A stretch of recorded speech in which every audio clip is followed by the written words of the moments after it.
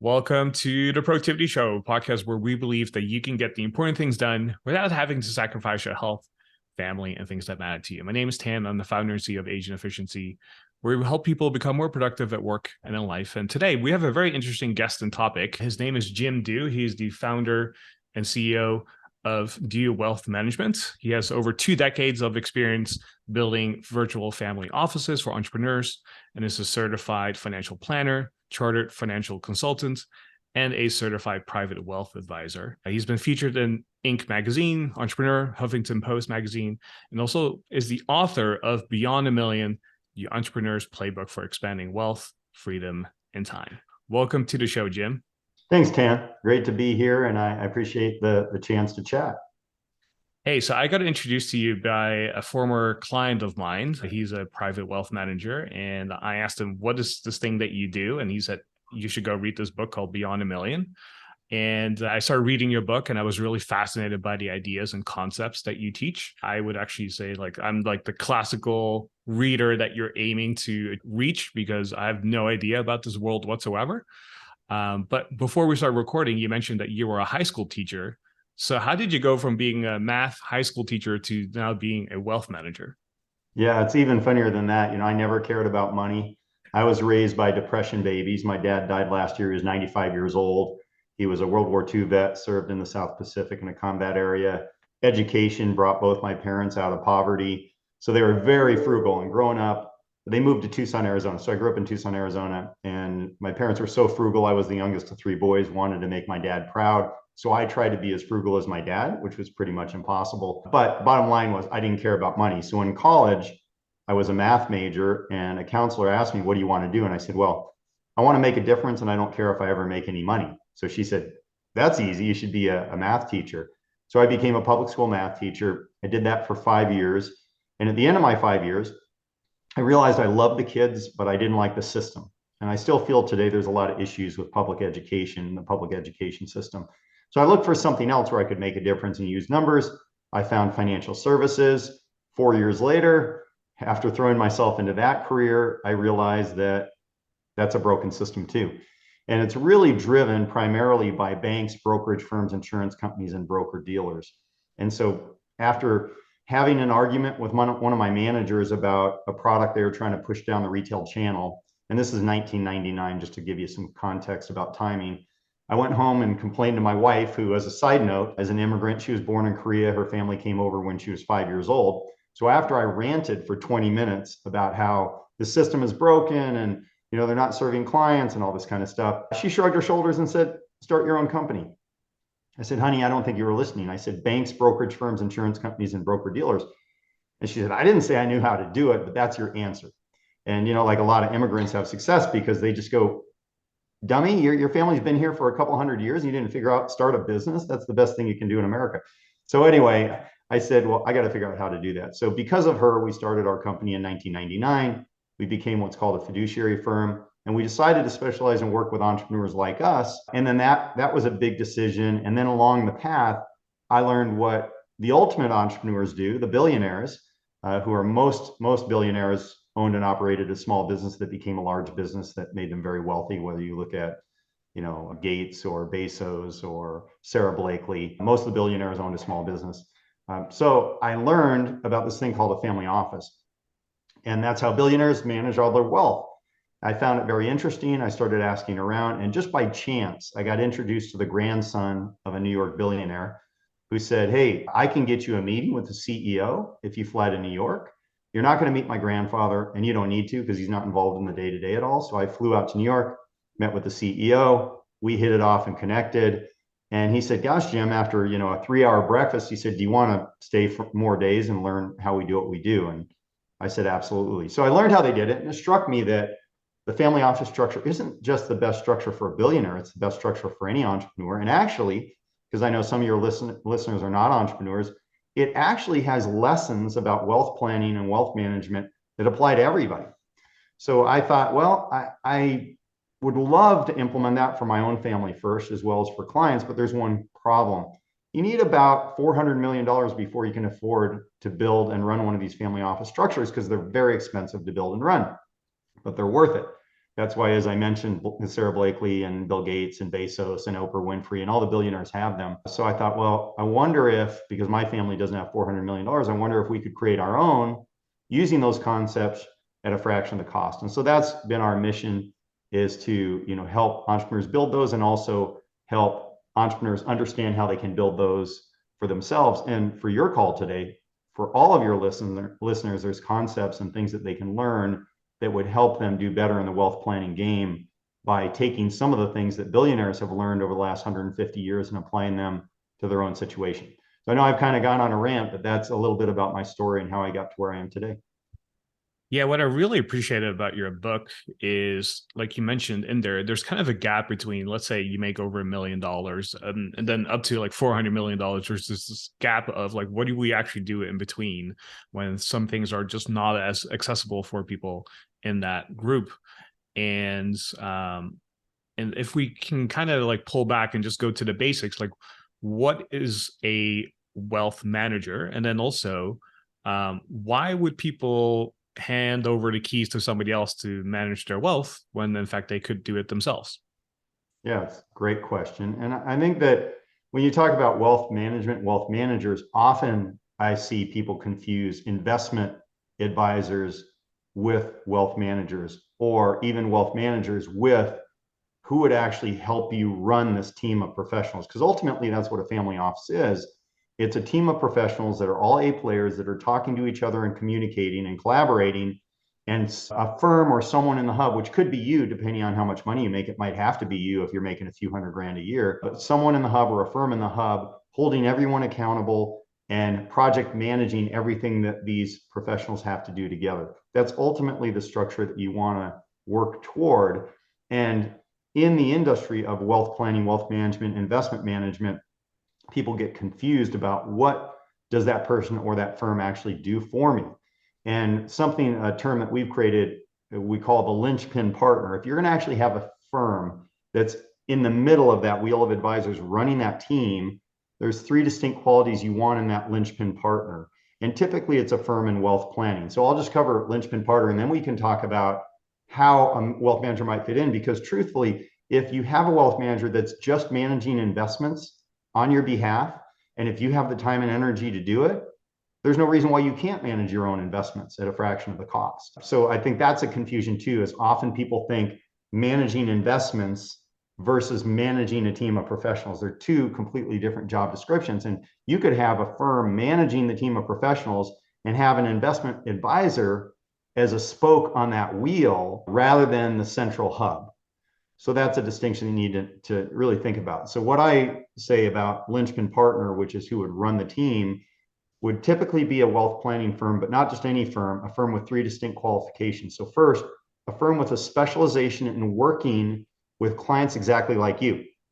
So in the entrepreneur world, I say, you want to make sure that you're working with a firm. If it's your linchpin partner running the team, then that firm should be a specialist working with entrepreneurs. And how do you find out? Go to their website. If their website says, we work with entrepreneur business owners, we work with retirees, we work with people who went through a divorce, we work with people who inherited money, that's a generalist. And most people in wealth planning are a generalist, and they'll work with anybody who has money.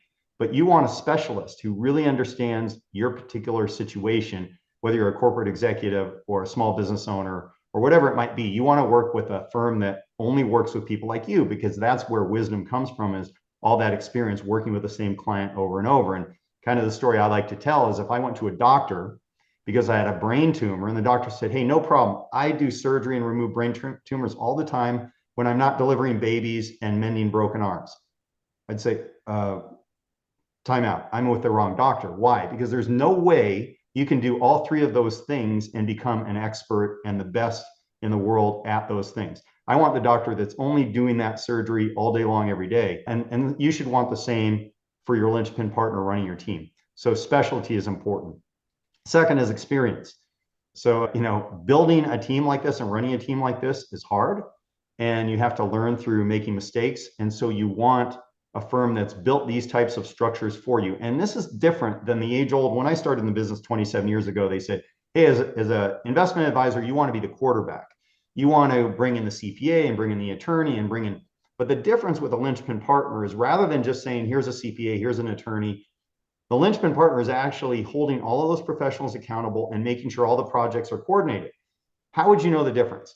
Well, a linchpin partner is going to review the legal documents, look for any issues or suggestions, then go to the attorney on your behalf and go, hey, based on what I've read, I've seen this paragraph that maybe could change. Here's something that maybe you might think about adding. So you're working with the attorney so the attorney can go, hey, that's a great idea. I think I'll implement that. I mean, not that the linchpin partner is an attorney, but just that the linchpin partner is looking through the documents and guiding the other professional, reviewing the tax return, going over the tax return with the CPA, looking for mistakes and opportunities, going through the insurance policies, reviewing those with the insurance agent, making suggestions, making sure that everything is being covered appropriately. So the linchpin partner is a much deeper, more complex part of the team than just someone quarterbacking the different professionals. So lots of financial advisors say, oh yeah, I kind of do that. But often I find that they say that, but they actually don't do that work. So that's the second, is experience. And then the third thing, and maybe the most important, is a fiduciary standard of care. And this is where an advisor has to legally put your interests ahead of their own. Now, I believe in an ideal world. Now, I'm idealistic. That's why I didn't care about money. I became a teacher. So take this as it comes from someone who's idealistic, and I want things in a certain way.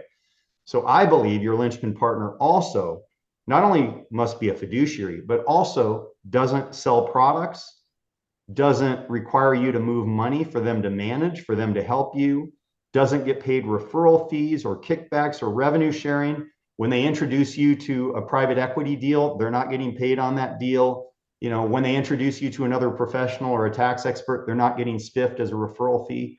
So the only way the linchpin partner gets paid in a perfect world, in my idealistic world, is directly from the client and doesn't represent anybody else or have the conflicts of interest that often happen, because there's fiduciaries that get paid referral fees, they get paid to bring in a private equity deal. They require you to move money for them to manage because that's how they get paid. But all of those cause conflicts of interest that cause them to be put in an awkward position. Now, I believe that most financial advisors are honest, but conflicts of interest impact every human being, and it's best if they're eliminated. So that's what I think when you're looking for the linchpin partner, it's best if they're not selling products, not getting referral fees, and not an assets under management focus where they say, hey, if you move $5 million, we're going to do all these services. Or if you move $1 million, then I can help you. Well, then guess what? If you go to them and you say, hey, should I pay off my office building where I house my business, or should I give you $1 million? Now you can see you've got a conflict. You want that person to have those conflicts eliminated so that ideally you're just paying them a monthly fee for doing all the work, coordinating the professionals. That's ideally how I like to see it structured. But I know that sometimes those people don't exist enough to where you might have to take someone, let's say, that charges an assets under management fee. But often those advisors aren't really good at managing the team and digging deep in all those areas, and they have to be knowledgeable.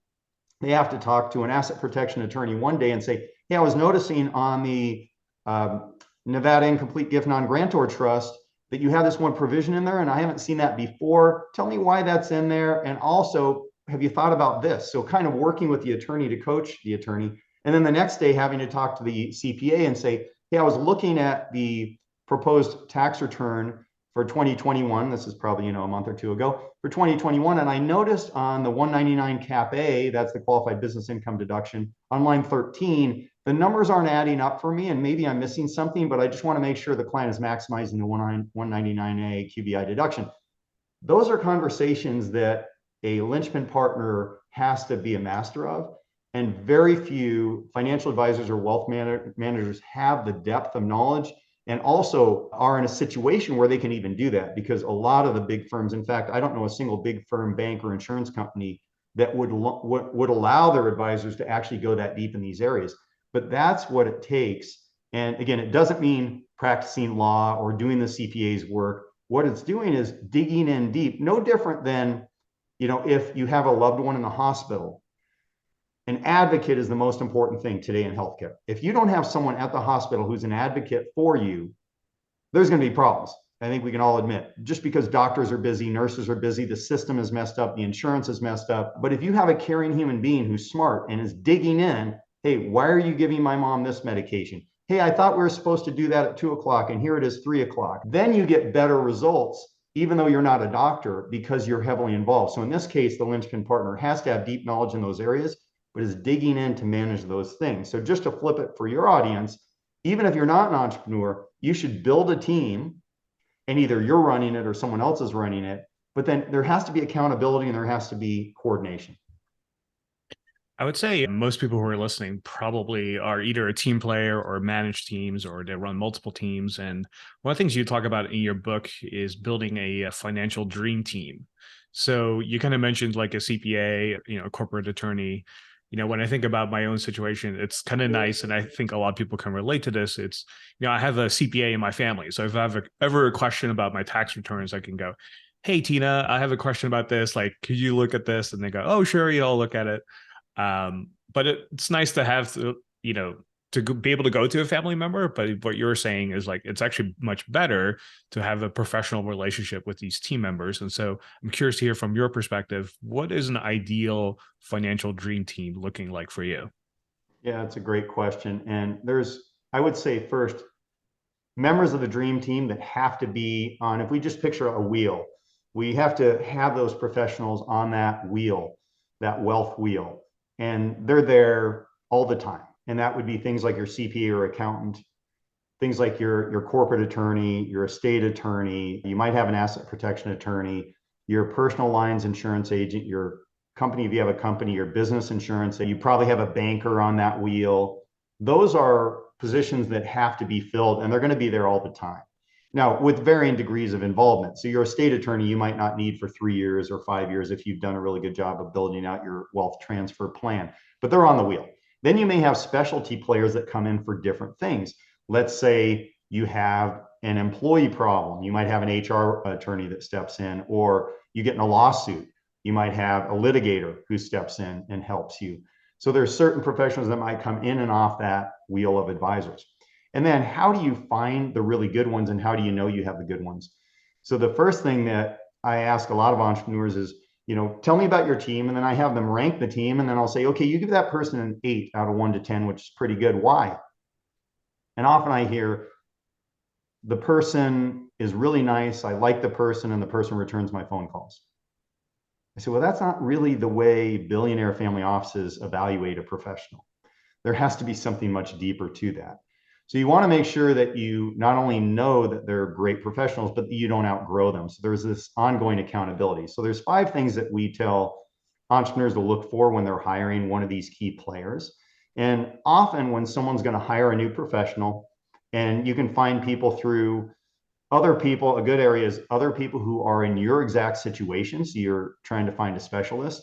You also can ask other professionals. So if you have a really good accountant, you can say to your accountant, hey, do you have a really good estate attorney who works primarily with people in my situation? Again, looking for that specialist. But most people, what they do when they get introduced to an attorney or an accountant, or they get a name, they Google. They Google search that person, and that's how they decide. And a story I've told before, and I won't use any names, but there is a financial advisor that I know who got in trouble and actually helped people invest in what turned out to be a Ponzi scheme. Now, I don't believe he was running a Ponzi scheme. I believe he should have known better, but a lot of people lost all their money. So he had his license revoked in the state where he was doing business. So what he did is he moved to another state and he started his business over in another state. In Google, if you Googled his name, it would say all this stuff about the Ponzi scheme. So he hired someone, a specialty person who knows how to handle these kinds of things, SEO type person, and paid that person, I think, $30,000 a year to put him on like page 10. And you and I know when someone does a Google search, the percentages are very few people go to page 2. Almost nobody goes to page 3. No one ever goes to page 4, let alone page 10. So he had people who would Google him, didn't know anything about him, and didn't know this part of his history. And I'm not saying he shouldn't make a living, but I do think prospective clients should understand what had happened in the past and give him a chance to explain or whatever. So the number one place I tell people to go when they're hiring their team is the regulatory websites. So for accountants, it's usually the State Board of Accountancy. For insurance agents, the State Board of Insurance, or I'm sorry, the insurance department for your state. For attorneys, the State Bar Association. For financial advisors, wealth planners, investment advisors, The easiest way to go is to FINRA, FINRA, FINRA. If you go to finra.org, I think it is. If you just put in the search, FINRA broker check, FINRA, it'll take you to that website. And then you can put in that person's name or the firm's name, and you can find out the whole history, the regulatory history, any complaints, resolutions, all those kinds of things. So that's really important, is going to that. And if you have a fiduciary, it'll actually take you from the FINRA site to the SEC advisor search, which was where the fiduciaries are. So just remember the one website. But the point is, you want to check the regulatory history. That's the first thing. Second, you want to look into their education and credentials. That's important. Why do they know what they know? Why they're going to be good professional. Third thing is their experience. You want to know how long they've been doing it and what type of work they've been doing. Fourth would be their specialization. What areas do they specialize in? What type of clients do they specialize in working with? And then the fifth area is personality and follow through. And I tell entrepreneurs all the time, when you're evaluating a professional, the evaluation of follow through starts on the very first call to their office or email to that person or email to their firm, because that's when you start to see how well run their organization is. Because if you have an incredible professional that is unorganized, can't get back to you, doesn't do their work in a timely fashion, that's not an A player. You don't need that person on your wheel. So from day one, how quickly do they get back to you? Do they schedule the appointment correctly? That kind of stuff. And then the personality piece. And I always warn entrepreneurs, don't get someone just like you on your wheel. And so there's a great book, one of my favorite books, won the Pulitzer Prize, about Abraham Lincoln, and it's called Team of Rivals. I highly recommend it. And Abraham Lincoln, unlike any president we've seen in my lifetime, he did a very smart thing. He put his cabinet together based on people who disagreed, had different perspectives. In fact, some people hated each other who he put on in his cabinet, because he wanted debate and conversation to come up with the best solutions. And that's why they called this book Team of Rivals, is because he took that to heart. And the same thing's true when you're building your team. You don't want everyone on your team to agree with you and have the personality where you're like, that could be a great friend of mine. On the other hand, you do need a personality that you feel like you can communicate, you feel like you can understand, you feel like you can ask questions and get good answers, but not someone just like you. And so that's how I say you should look at each professional at the wheel. And if you don't have a great team of professionals, just start with one. Just pick one professional and set out to find an amazing professional in that one spot. And then you go to spot two, to the second professional. And you move on that way until you get a great team. I really appreciate how detailed you were in terms of just researching people, potential people that you want to work with, and where to find them. So that's always super helpful. And I know people always appreciate the specific details and how to do something. What I'm really curious about is, as you are in a position where you're helping clients and your industry is always growing and changing and evolving, new laws, new regulatory things being introduced all the time. How do you stay on top of everything, and how do you get stuff done?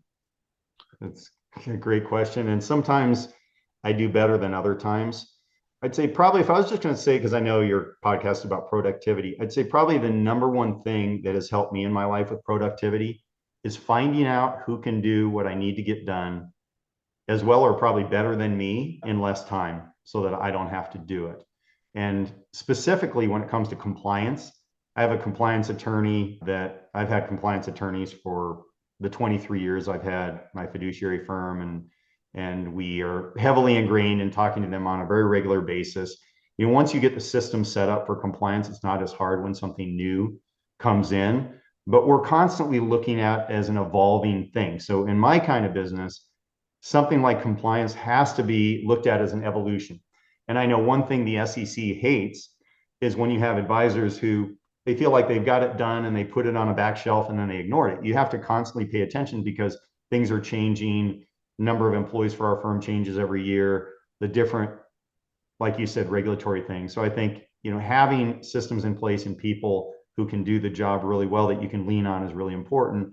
But I think to take that to a different level for your listeners, which I think would be helpful for anyone if you're listening on this call, is figure out what someone can do that you aren't great at, or you don't want to do, or you could spend your time doing something more valuable, and then delegate that. And probably the best story in my personal life is when I was a school teacher, I said to my wife, and Mimi and I just celebrated 30 years of marriage, which I'm, very proud of. But probably the thing I'm most proud of in my life is my marriage to my wife. And she's an amazing human being and been a great business partner and all those things.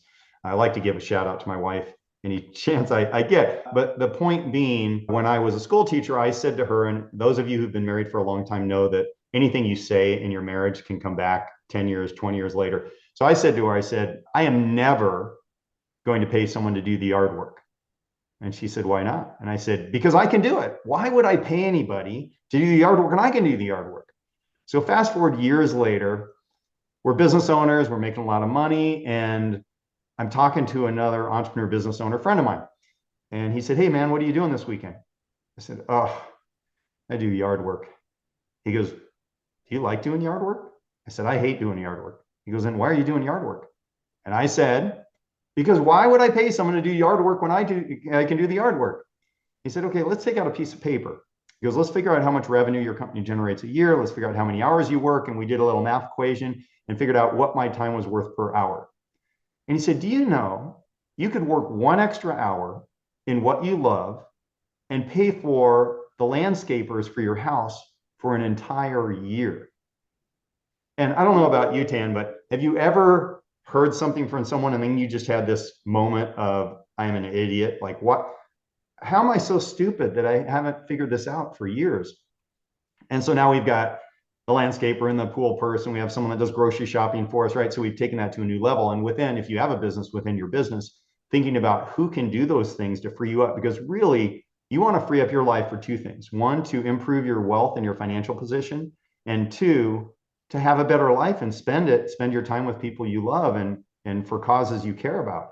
And those are the two things that matter for most people. And you can't do those things if you're doing all this stuff that distracts you. And one of the biggest things with productivity is having a clear mind.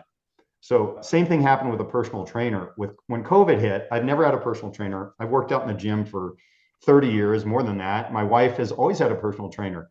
And I always said same thing. I don't need a personal trainer. I know how to work out in a gym. I know how to exercise. COVID hits and all the gyms are closed. And after using bands and doing push-ups in the house, after a while, it's like, this is not working. So a personal trainer I know said, hey, Jim, I'll get you into a gym, just you and me, but you got to pay me. Okay. All right. So I did it. 2 weeks later, I said, oh my gosh, I've just had the best 2 weeks of workouts I've had in years. And I didn't realize how it was occupying my mind. That on Sunday evening, I'd sit down and go, okay, what am I doing for workouts this week? I'd show up at the gym. Okay, what kind of exercise do I want to do? Now I just show up. He handles everything. And it's been this really interesting thing that I hadn't anticipated, which is it's freed some space in my brain. And you and your listeners, you may have space in your brain that's being clogged up by something else. And being productive is also about not overscheduling and not over worrying and not putting stuff in your mind that clogs your mind up and doesn't allow you to be productive. So that's what I would say as far as productivity. I really resonate with your personal trainer example just because I've had mine for, I think, 5 years now. And all I have to do is just show up. There's no thinking. I just know it's on my calendar. It's 1 o'clock. I just have to show up, and the other person will just take care of how many reps I do, what we're going to be doing that day, for how long. So it definitely frees up a lot of RAM in that sense. And one thing you mentioned earlier that really piqued my curiosity is, how do you calculate someone's time value per hour, or let's say, or per day? Because when it comes to delegating, I agree. Like, if you kind of know what your hourly time is worth, then it's easy to make a decision to say, well, if my time is worth, let's say, $100 an hour, paying somebody $20 to do some sort of job for me makes a lot of sense, right? But I also have a lot of clients or friends who, for example, are professional athletes. They are retired already. So they kind of like live, post-retirement for a few years, not doing anything, trying to figure out what to do next. Like, that's a big theme.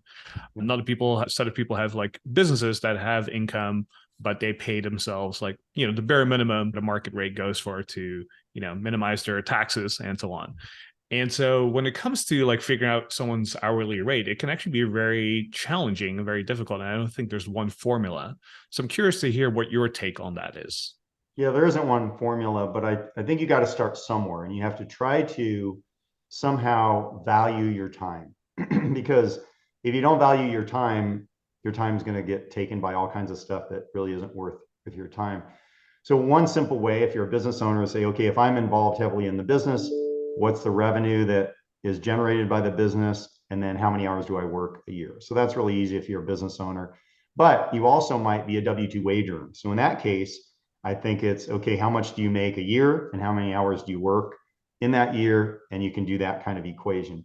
But where it gets more challenging, especially, is, as you said, you have a pro athlete that's taken time off, or you have someone who's retired or semi-retired, or you have someone who's starting a business and they're not making any money yet. So I like to use the example of Jeff Bezos. When Jeff Bezos was building Amazon and they were losing money, dramatic money, huge amounts of money every single year, if you said to Jeff Bezos, your time isn't worth anything, you should be doing your yard work, or you don't need a personal trainer, he would say, are you crazy? My time is worth probably hundreds of thousands of dollars an hour, maybe millions of dollars an hour. And he'd say, well, why? And he'd probably say, because I'm building this thing that's going to be worth this much money. So my time today is probably even more valuable than my time once I've built it, because then it'll, run without me. So I think also mapping out what is the goal that you're trying to achieve, and then backing into what your time is worth now. So if you're a business owner, you're a startup, you have to do some things that you aren't going to do in 5 or 10 years, but you also have to be very careful that you're not doing these things that truly aren't worth your time, because you're valuing your time based on a company losing money instead of valuing your time on this company that in 5 or 10 years is going to be making millions of dollars. So I think starting with the goal and the outcome, and then working backwards into what your time would be worth. It gets trickier if it's not a money for time thing. And if it's purely, for example, I want to have a better relationship with my children. Let's say someone says that. Well, how do you measure that? Same thing. I would fast forward, and let's say you had a 5-year-old kid. Fast forward when that kid's graduating high school, or 18 years old, or 25 years old, or has a young family at age 30. What do you want the relationship to be like with that child and that child's family? Well, that's going to take effort, and that's going to take involvement. So you have to measure that in the time today. What is that worth for that relationship in the future? Because I met lots of entrepreneurs that say, I have no relationship with my kids because all I did was work and build this company. And yeah, I have a lot of money. But one of the things that pains me every single day is that I don't have a relationship with my grandchildren, because I never had a relationship with my children. So it's hard for us in the moment, especially if we're working hard to achieve something, to look at that outcome in the future and then come back to the present day and say, okay, what would I tell my future self about how valuable this time is? And right now, my wife, Mimi, and I, we don't have kids, but we just got a puppy. And I know people on the call would laugh about, like, that's not like having a kid. But right now we're putting all this time into this puppy, and she's truthfully a pain in my neck. I'll say she's a pain in my neck. But I also know, because our last dog that we lost a year ago, who was phenomenal and lived almost 14 years old, we know the value of that dog if you train them right and you spend the time and effort. Now, I could ignore my puppy, and she's going to create bad habits, and she's going to run the house, and she's going to destroy stuff. And I'm going to have the next 10 years of misery dealing with this dog, or I can spend time and effort because I know what that's going to be worth in the future. So that's a simple example. But the point is, think about what you want in your life and think about that outcome. And I think we might transition into legacy. But when you start there and move backwards, often you'll say, hey, one of the most valuable things on my deathbed is the relationship I had with my mom and dad, or the relationship I built with my kids, or the marriage I had. As I said earlier, my most proud accomplishment is the marriage that I have. And it takes work. It's not like I just quit and not do it anymore. You have to continually work on it. And I have to consciously make time and say, how much is it worth it to me to be married 40 years? Now we're married 30. How much is it worth it to me in 10 years, be married for 40 years and be in love with my wife and having this amazing relationship? What is that worth to me? And boy, it's worth a lot more than adding another $1 million to the net worth, but it doesn't happen unless I actually think about it. Since you brought up legacy, let's actually go there, because a lot of people who are listening are probably getting into that stage where they're thinking about it, they have thought about it, maybe haven't taken any action on it just yet. But I'm sure people have had conversations about, I should set up a will, or I should maybe set up a trust, or I have kids. So what do I do with my money after I leave the world? And where does it go? How do we make it tax efficient? Can you kind of go into like how to think about legacy planning? And also in the book, you also mentioned how there's a difference between a will and a trust. And I want to make sure we talk about that as well. Yeah, absolutely. Let me first talk on more the emotional side. And that is, legacy is really about what you want. It could be anything. And we had dinner with who used to be our next door neighbors, and they're wonderful people. And we had dinner with them, and we were talking about them, very successful. They never had kids, and legacy came up. And they said that because they grew up very poor and they got help through financial aid and scholarships to get to college. And they said that the education made all the difference in the world for them. So what their dream was to create a scholarship at their alma mater where they could kind of get, pass it forward or pay it forward. And they were able to do that. And they said every year, the kids that get scholarships, write them notes, write them letters about what this means to them, and stay in touch as they go through their career, their college and beyond. And they told us last night, they said, we would have never imagined till we did it, but that single thing that we've done has added more value and more happiness and more fulfillment to our lives than anything we ever did, than the trips around the world, than any other stuff that we've loved to do, knowing that we've created that legacy. So you can create a legacy while you're alive. It doesn't have to be when you're dead. And it doesn't have to be that. It doesn't even have to be complicated. But you want to understand, like, what do you want to leave behind when you're gone? And part of it might be relationships, the modeling. Modeling as a parent or a grandparent can be a huge gift, something that you give to future generations. And then it could be wealth-based. It could be money-based. I want to have some sort of private bank and an irrevocable trust that can loan money to family members at a low rate that can help them, buy their first home or start their first business. So that's the first thing, is emotionally. And even for everyone, I always say, one of the things that billionaires get right that most people don't is having a compelling focus. And the simple question is, why do you want to get wealthy? Why do you want to have money? And when you get beyond the nice cars, a nice home, a nice vacation, there's something deeper. And that's what you want to get to, is why do you want money? What do you want money to do for you and for others? And that's where legacy starts. So let's start there, and then I can talk more specifics about things like documents. I really like that, the emotional piece, because there's always a why behind everything that we're trying to do, and most people aren't able to find it or emotionally connect to it. And if someone already has that piece maybe figured out, like, and especially if they're thinking about their kids and their significant other, what's the next step in terms of legacy planning then? Yeah, let me give you a few generals. And let me just say, I'm not an attorney. I don't practice law. So let's be clear about that. And you obviously want to have your own professionals help you with this stuff. So just generally speaking, if we talk about some of the basic documents to estate plan, wills and trusts are some of the most basic documents. And a will is different than a trust. So a will is synonymous with probate, meaning if you have a will, a lot of people think, I have a will so I don't go through probate. If you have a will, you actually go through probate, but you have a document that the probate judge gets to look at that says, hey, judge, here's what I want to happen with my money and my things. And then the judge helps with that distribution. But a will cannot hold anything. So if you said, hey, I want to distribute to my kids, but I don't want them to get any money till they're 30 or 40 or 50, a will can't do that. A will is going to distribute the money. Now, if the kid's underage, then the judge is going to appoint, or maybe your will appoints, who's going to manage the money for that kid until that kid gets to age of majority, which in most states is 18 or 21. And then the money gets given to the kid. And I don't know about you, Tan, but if I got $1 million when I was 18 or 21, I wouldn't be where I am today. That would have messed a lot of things up for me.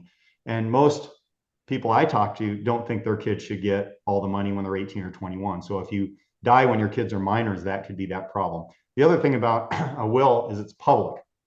So if people want to keep what they have and the stuff and the money private, a will is not the best type of vehicle to do that. And then a will is much easier to challenge than a trust. And the most famous story that I shared in my book was Charles Kuralt, who used to run the Sunday morning show. And when he died, he had a will. And in the probate court, this woman showed up and said, hey, I was Charles Kuralt's girlfriend years ago. And Charles Kuralt had been married to the same woman for like 40 years or something like that. So this woman shows up with this handwritten note from Charles Kuralt, said, I used to be his girlfriend. He wrote me this note that said I can have the Montana ranch. The judge looked at it, found it was valid, and gave the Montana ranch to Charles Kuralt's girlfriend, to the chagrin of his wife for many, many years. That's a will. It can easily be challenged. And then if you have, so let's move to a trust. So a trust is a private document.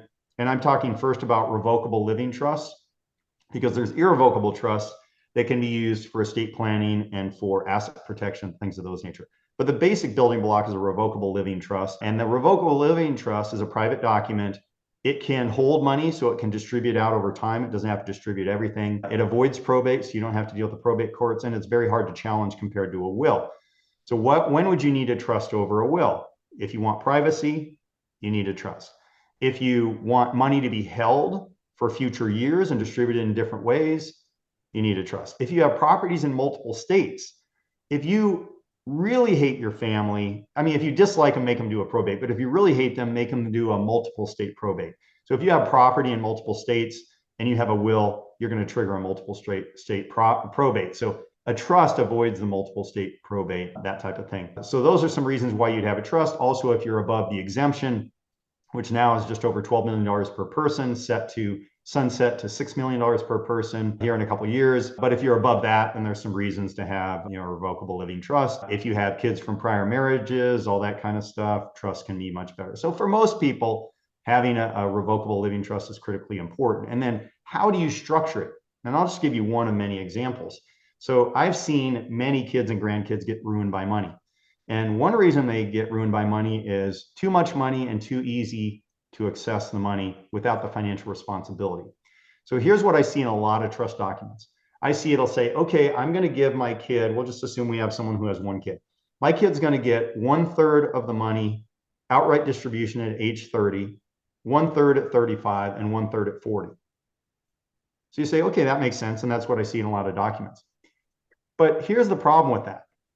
If the kid's not financially responsible, 1/3 at 30, 1/3 at 35, 1/3 at 40, you're going to have the same outcome. That money is going to get squandered or wasted or used improperly. The one way of teaching that has held true for thousands of years, it's the one way of teaching that has a 100% success rate. I don't know if you can guess this, Tan. What's the one form of teaching that's gone on for thousands of years that has a 100% success rate? Ooh, I have no idea. The apprentice program. So let's say go, 1,000 years ago, you had someone who's a blacksmith. How did that kid become a blacksmith? Well, first the kid watched the parent doing the blacksmithing. Then the kid did the blacksmithing beside the parent. And then the kid did the blacksmithing on his or her own. So apprenticeship is how you can learn anything. You can teach a kid how to fix an electrical thing or how to, you can learn anything through apprenticeship. Watching someone do it, doing it with that person, and doing it yourself. So when it comes to money and managing trusts and managing significant wealth, why not do the same with your kids?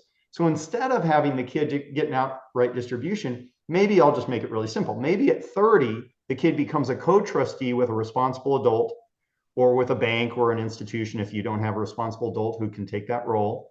And then in the future, that kid becomes his or her own trustee of that trust. Now, I have attorneys say, well, in my state, there's no credit or protection for a beneficiary becoming a trustee of his or her own trust. And I say, well, first of all, we're worried more about the apprenticeship to make sure that that kid has time, years working with a responsible adult or a responsible company to make sure that they have the wherewithal to manage the trust funds. But also, what happens when you do outright distributions? If that kid's married, in most scenarios, that kid's going to commingle assets with his or her spouse. And once you've commingled, if a divorce happens, you lose the protection on the inheritance, because if you keep inheritance separate, it's not included in a divorce. But if you commingle it, it is included if there's a divorce. So if you keep it in a trust, it's much more likely that that kid's going to keep the money separate as trustee of that trust. So I believe there's inherent a higher probability of divorce protection when you keep it in the trust atmosphere, even if in your state you don't get credit or protection from it.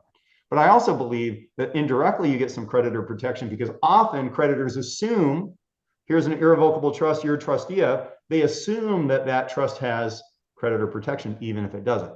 So there's that piece of it too. But thinking through those types of things are really important. Rather than just using the boilerplate of the attorney, you want it as a functional document. Same thing with, we've seen clients set up things like incentive trusts, where a kid gets only $1 out of the trust for every dollar they earn.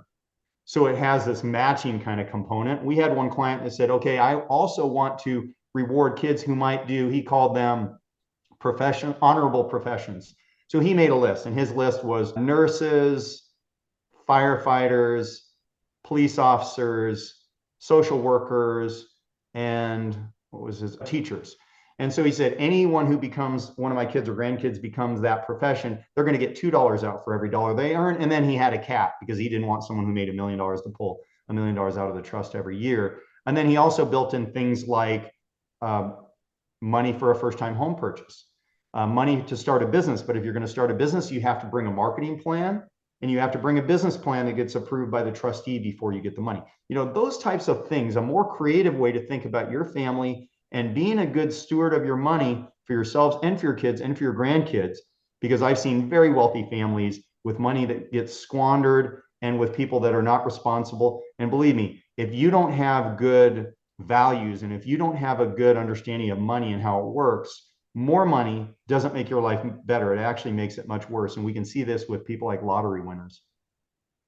Jim, this is super fascinating just because I recently read another book, and what you just said kind of filled in the gaps for me. Was there's a book called Die with Zero by Bill Perkins. I don't know if I you've know the heard of book. Yes. I've Okay. read it. So one of the things he talks about in the book is that the average age of someone who receives an inheritance is, I believe, like 61, like pretty high number. But he also talks about the utility value of the money at that time is very low compared to when, say, you get it at, maybe pieces of it at 21, 30, 40, and so on, because you could use that money to build your dream home or buy your first home, start a business, and so on. It has different utility value, right? Compared to when you're, let's say, 60 or 61, that value of money is not as high compared to when you're younger. But what was kind of missing for me was, okay, that sounds like a great idea. And I do think it is a great idea because the utility value is much higher when you're younger. However, how do we ensure that that person who receives the money actually is responsible enough to use it? And what you just said kind of filled in the gaps for me there. Yeah. And, there's things you can do for your kids too about money, lessons to teach them about saving and investing and giving. And one simple way for charity, because I think charity is an important thing for probably many of your listeners. It's an important thing for me. Giving back is one of the most selfish things you can do because it makes you feel so good. But one thing that you can do for your kids, and this is very simple, you can set up a donor advised fund. These are very easy to set up. They're very low cost. All the discount brokerage have them. And you can put money in there, and then you get the deduction in the year you put the money in, but then you can distribute it whenever you want. So I would encourage you, if you have kids, maybe you start a donor advised fund, you put something in there, whatever it is, and then every year you sit down with your kids and you say, depending on their age, if they're old enough, each of you bring your idea about where we should gift this year to charity. And then everyone gets to present. We're going to weigh the pros and cons, and then we're going to decide where we give the money this year. And ultimately, you can actually have those kids step into the role of managing that themselves at some point, where it keeps brothers and sisters together once a year talking about how can we give to the world and make it a better place. It doesn't have to be a lot of money either, but starting that concept of both unifying your kids in something bigger than themselves, and also starting to understand finances. Well, okay, if we give that much to this charity, then maybe next year we don't have that much to give. So getting them to understand the financial piece and the giving piece, that's a very simple structure, very low cost structure. You could set it up in a few days at a discount brokerage, but just starting the family to get more aligned on financial stuff, because often, my parents didn't talk about finances until I got in the business and then helped, manage their affairs, which was very uncomfortable at the beginning. When they started handing stuff over to me, I could tell it was tough for them to be honest and open. But as a kid, I had no idea how much money my parents made, what they had, whether they had debt, whether they were cash flowing well. I had no clue. And I think that's an old generation thing. I think in the newer generation, not that you need to tell your kids all their personal finances, but getting them involved in money and concepts around that area earlier is really important, both for their life. Because I always say the two things they never taught in school were money and relationships. And those are probably the two most important things, or two of the most important things for anyone to have a really good life. Jim, this was a fascinating podcast, interview, whatever you want to call it. We were going way beyond what I anticipated and what I expected. So thank you so much for sharing with us all this wisdom and knowledge that you have. And I can definitely tell, like, you've been doing this for a long time. You're on top of everything. It's great to see that level of mastery in somebody else and what they do. So I really appreciate you sharing with us here today. Jim, if people want to get in touch with you, find your book, your website, get in touch somehow, like where should they go? Probably the easiest thing is dowealth.com. So it's my last name, DEW, and then the word wealth, WEALTH.com. Dowealth.com is our website. That's probably the easiest way, to see what we're up to. And yeah, my book's on Amazon. Do I have time to tell a quick story on my book? Absolutely. So my mom passed away a few years ago. My dad passed away last year. Incredible parents. And my mom, both of them got to see my book before they passed, which was pretty cool. So my mom calls me one day from the hospital and she said, did you know you're on Amazon? I said, Mom, every book is on Amazon. I said, how did you know? Because my mom never was on the internet or anything else. I said, Mom, how did you know my book was on Amazon? She said, well, the nurse came in. I said, my son wrote a book. And she said, what's the name of his book? And she said, the nurse took her phone out and she said, oh, he's on Amazon. So it was this huge thing to my mom that I made it on Amazon. So it's funny how stuff you do in life, sometimes you don't realize from someone else's perspective. And everyone on the call probably has parents that you hopefully stay in touch with, and you may have kids. And sometimes what you do and what other people are proud of is shocking and surprising. But I think it's good, and just a lesson to all of us is sometimes just to pause and appreciate how far we've come and take that perspective from someone else's viewpoint. Because to my mom, it was like I had achieved this great thing, like I had won the Nobel Prize, and everyone gets their book on Amazon. But on the other hand, taking a moment to go, hey, I made my mom proud, and that's pretty cool. Amazing. We'll make sure to link to the website and also the book as well, so people could go check it out. Beyond a Million People. Go read that book now. If you enjoyed this interview, I think you're going to enjoy the book even more so. So thank you so much for being here today, Jim. My pleasure, Tan. Great job. Thanks for having me on.